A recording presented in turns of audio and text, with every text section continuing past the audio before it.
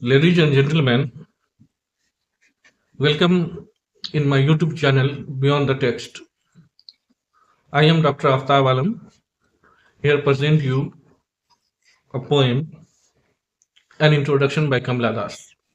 This poem is described in the semester 3 for BA students and also the students who are interested in Indian English or English literature. Before going to recite the poem and explain and analyze, deep analyze of the poem, first of all, let us talk about the Kamla Das. Kamala Das, later she became Kamala Surya, is an extraordinary poet of postmodern, post-India independence. If you go through the history of Indian English literature, there are no any women vocalists as she extempored. In Indian writing, the poetry starts from Henry Thoreau, and after that, Michael Madhusudan and Toru Dutt, and then come Sarojini Naidu. These were the phases of Indian English writing in the era of colony or British Raj. After the independence, Kamala Das is one of the most influenced and important confessional poet. अगर हम कमला दास के बारे में बात करें तो बहुत कुछ है जो इस वीडियो में नहीं समा सकता है। कमला दास पोएट ही नहीं, एक विचारधारा है। She is not only a poet, she is itself in a philosophy and she is itself in a idealism. कमला दास को एक्सप्लेन करना, it consists of tradition, politics, economics, psychology, tautology and linguistics as well. कमला दास अपने आप में बहुत कुछ समाहित करती है। वो अपने आप में सोशियोलॉजी है, फिलॉसफी है, हिस्ट्री है, सोशियो इकोनॉमिक है। अब मैं ऐसा क्यों बोल रहा हूँ? बाद में later 19th century and modern era there is also ism, that is a feminism. इन्हीं सब पोइट्स के वजह से फेमिनिज्म जैसे टर्म आया लिटरेचर में और थ्योरी में। कमला दास की जो बातें हैं वो इंडियन सोसाइटी को झकझोरता है। मेनली आज तक Indian society male dominate society है, जबकि चांद पे लोग पहुंचने की कोशिश कर रहे हैं, पहुंच भी गए हैं। और आज से 100 साल पहले, 150 साल पहले और 200 साल पहले what was the position of women in Indian society, in Indian politics, in Indian culture, in Indian economic? Just explore and explore. ये आप लोगों का काम है कि पता लगाइए कि आज से 100 साल पहले भारतीय नारियों की क्या स्थिति रही होगी, समाज में, घर में, परिवार में, ऑफिस में। ऑफिस तो उस वक्त वो आई भी नहीं थी। आज भी बहुत सारी कैपेबल वीमेन हैं who can run an office, who can do, but there is an obstacle, लेकिन there is a big but, वो चाह के भी नहीं आ पाती है। तो कमला दास क्यों बनी? Actually she is a bilingual poet. Poet's नहीं कहेंगे, पोएट ही कहेंगे। पोएट को जेंडर में बांटना सही नहीं होगा। तो कमला दास जब एडोल्सकेन थी 12-13-14 साल की उम्र से गुजर रही थी। तो she is Malayalam, she belongs to Malabar, Malabar की रहने वाली है, केरल की रहने वाली है, मलयालम उसका मदर टंग है।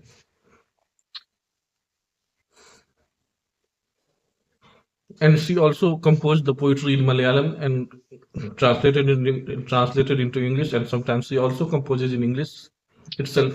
कभी वो मलयालम में लिखती थी और कभी इंग्लिश में लिखती थी। So she is a bilingual, द्विभाषी थी।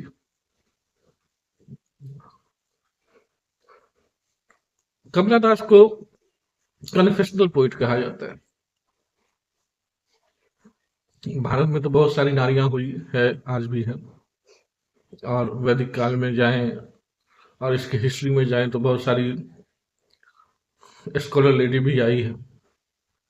लेकिन इस लेडी ने ऐसा क्या किया कि कमला दास अपने आप में इमोर्टल हो गई। उसके पोइट्री के लिए कन्फेशनल पोइट टर्म को यूज करना पड़ता है। She confesses each and everything, whether it belong to psychology, personal life, sexual life, harassment, male dominant society, political scenario, each and everything. She is very sensitive.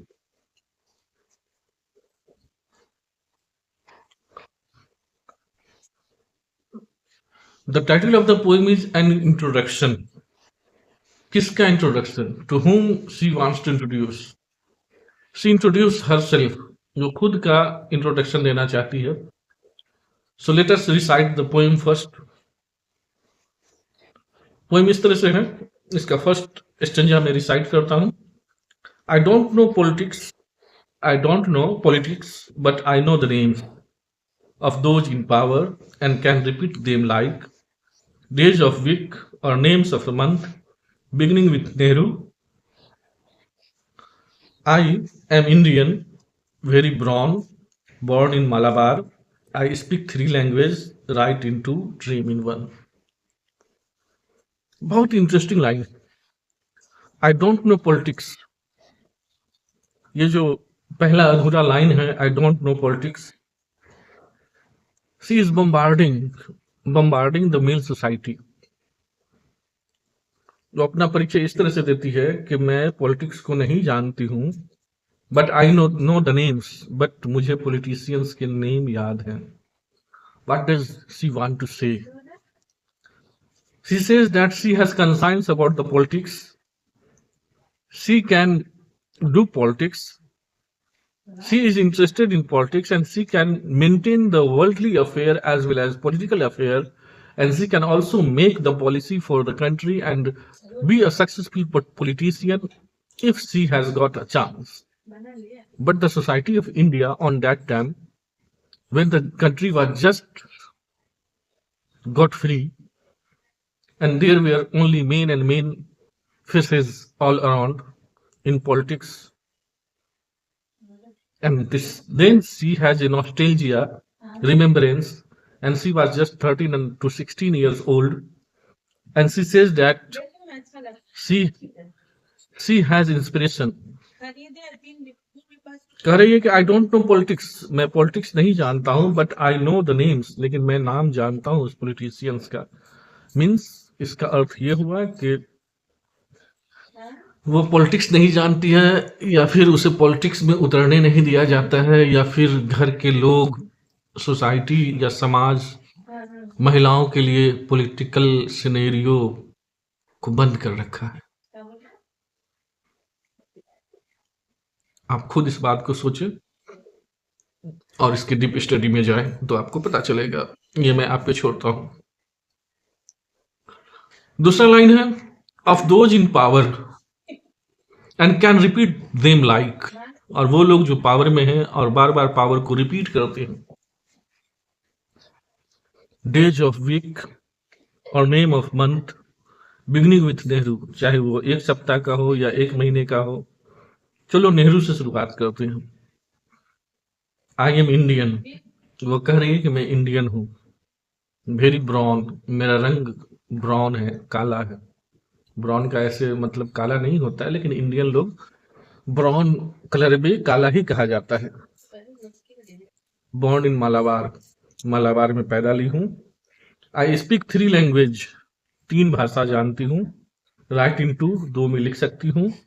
Dream इन 1, 1 में सपना देखती हूँ। What does this mean I speak 3 language? कहीं ना कहीं उससे, या अभी भी वीमेन को लैंग्वेज पे कमांड नहीं होने दिया जाता है हमारी इंडियन सोसाइटी में।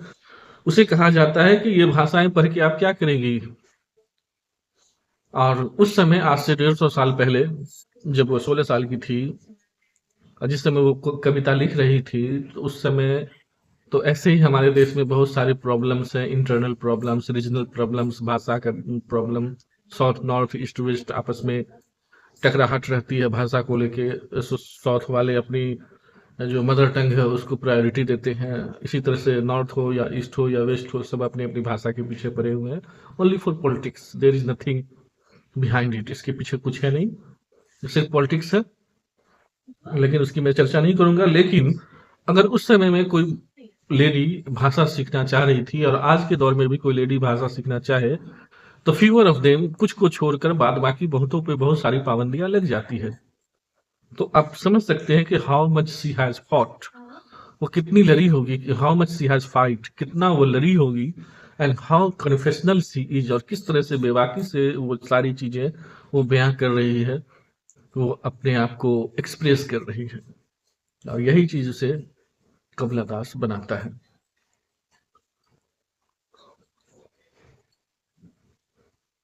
नेक्स्ट स्टेंजा है, don't write in English, they said English is not your mother tongue, why not leave me alone, critics friends visiting cousins, every one of you, why not let me speak in any language I like? The language I speak becomes mine.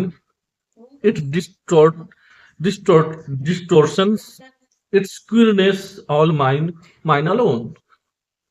Don't write in English. कहा जा रहा है कमला दास से कि आप English में मत लिखो, मत बोलो। English is not your mother tongue, English आपकी मातृभाषा नहीं है। Why not leave me alone? तब ये जवाब देती है कि आप मुझे अकेला क्यों नहीं छोड़ देते हैं। किसको कह रही है कि अकेला छोड़ देने के लिए? क्रिटिक्स को, जो इसकी क्रिटिसाइज करते हैं। फ्रेंड्स, वैसे दोस्त जो इसे आगे बढ़ने से रोकते हैं, भाषा की पाबंदी लगाते हैं। विजिटिंग कजिन्स, जो इसके कजिन्स हैं, जो इसका मजाक उड़ाते हैं भाषा को लेके, मलयालम बोलो, रीजनल भाषा बोलो, अपनी मातृभाषा बोलो, अंग्रेजी में क्यों लिखती पढ़ती हो। उन लोगों से ये कहती है कि live me alone, every one of you, आप में से सब। Why don't let me speak in any language? करी कि मुझे अन्य भाषाओं में क्यों नहीं बोलने दिया जाता है। Why? She is asking the question. The language I speak becomes mine. यहाँ लैंग्वेज यूनिवर्सल है। लैंग्वेज किसी धर्म का नहीं होता है, किसी क्षेत्र का नहीं होता है। लैंग्वेज यूनिवर्सल, आप जिस लैंग्वेज में बात करते हैं वो लैंग्वेज आपका हो जाता है। Whether it is Urdu, whether it is Farsi, Maithili, Kannada, English, Odia, Russian, German, French, there is no restriction of language, but we Indians make restrictions. जैसे हवाओं की कोई सरहद नहीं होती है, पानी का कोई सरहद नहीं होता है, जैसे भाषाओं की कोई सरहद नहीं होती है। And this is retorted by Kamala Das. The language I speak becomes mine. जो भाषा मैं बोलती हूँ वो मेरी हो जाती है। Its distortions, its queerness, जो उसमें डिस्टॉर्शंस होते हैं, जो उसमें, जो उसको डिस्टर्ब करता है, वो भी उसका हो जाता है। इट्स क्यूरनेस, लैंग्वेज की अपनी क्यूरनेस होती है, उसकी विचित्रता होती है, विविधता होती है, वो भी उसका हो जाता है। ऑल माइन, माइन अलोन, वो सब मेरा है, मैं उसका हूं।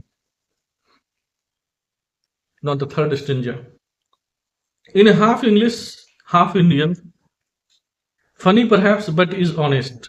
She is very honestly accept कि half English and half Indian, न मैं पूरी तरह से अंग्रेजी बोलती हूँ, न पूरी तरह से इंडियन बोलती हूँ। Half English, half Indian. Funny perhaps, शायद ये फनी लगता हो, मजाक लगता हो, जोक लगता हो, but this is the honest, सच्चाई यही है it is as human as I am human. भाषा भी ह्यूमन की तरह होता है, मैं उसको ह्यूमनाइज कर लेता हूँ। As human as I am, don't you see, क्या तुम्हें दिखाई नहीं देता?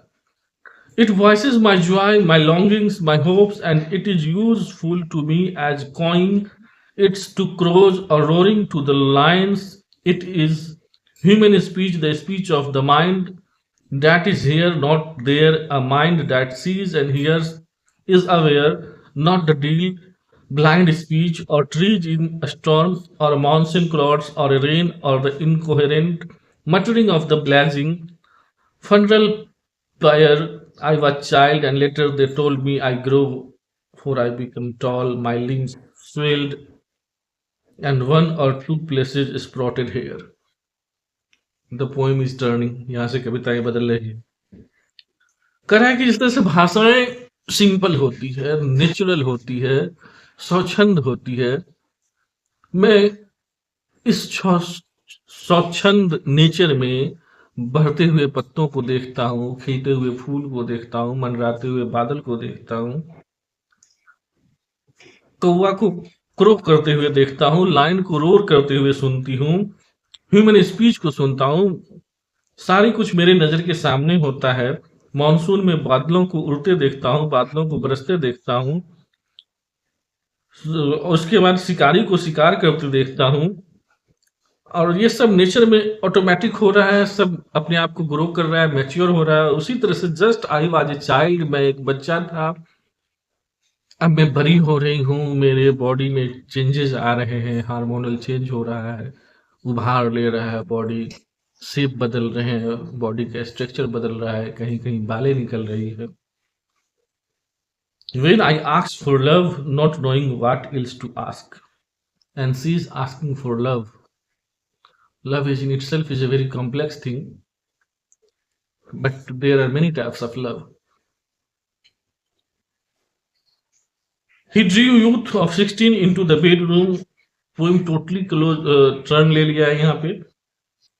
And close the door, he did not beat me, but my sad women body felt so beaten. The weight of my breast and womb crushed me. I shrank pitifully.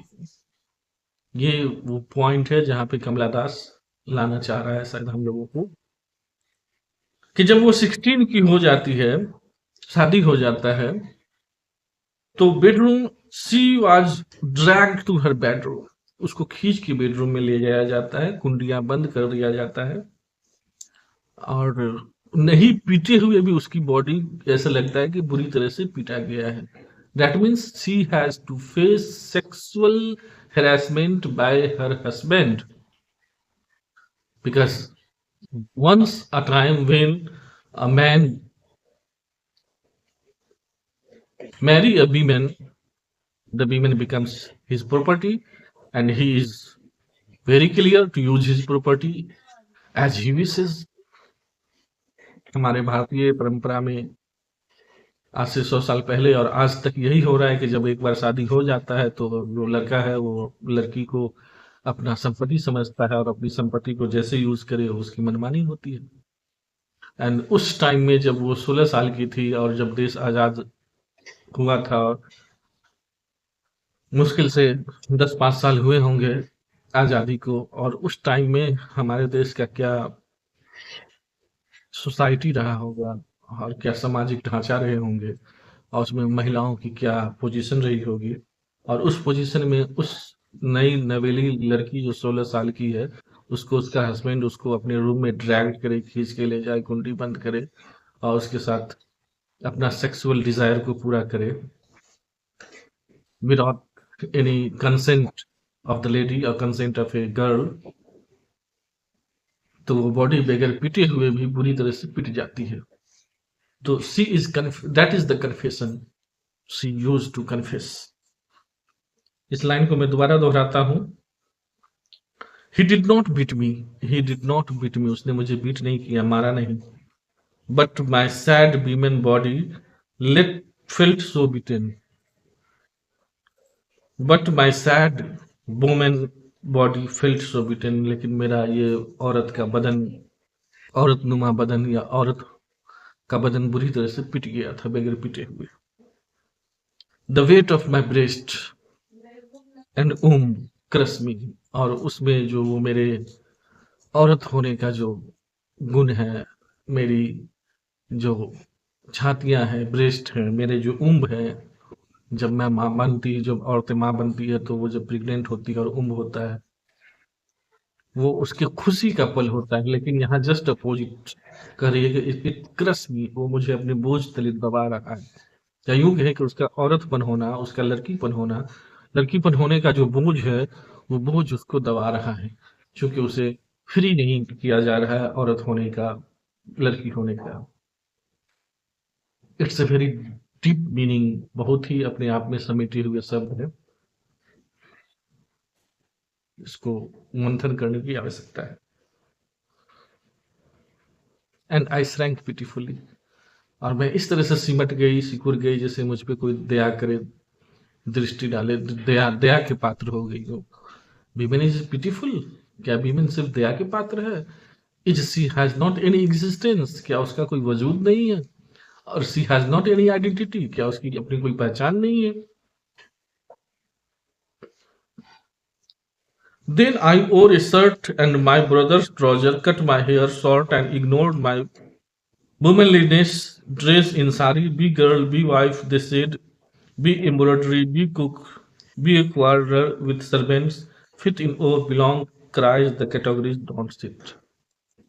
तब उसने क्या किया कि अपने बाल छोटे करवा लिए, उसने समीज कुर्ता पहनने के बदले शर्ट पहनना शुरू किया, भाई का ट्राउजर पहनना, पैंट पहनना शुरू की, और वो लड़का बनने की कोशिश की। That is the dramatic change. Why a woman, yeah, why a girl try to change a man? अब वो, it is just question. It is not only just a question, but it is a very remarkable point where you can to explore the human society, the psychology, emotions, and position of women and girl in current society. फिर भी उसे कहा गया कि तुम ये सब क्यों पहनती हो, वाइफ बनो, पत्नी बनो, साड़ी पहनो, एम्ब्रॉयडर साड़ी पहनो, खाना बनाओ, नौकरों को डांटो, जो एक आइडल वीमेन करती है, एक हाउस वाइफ करती है, वो सारा चीज तुम करो और बैठो नहीं।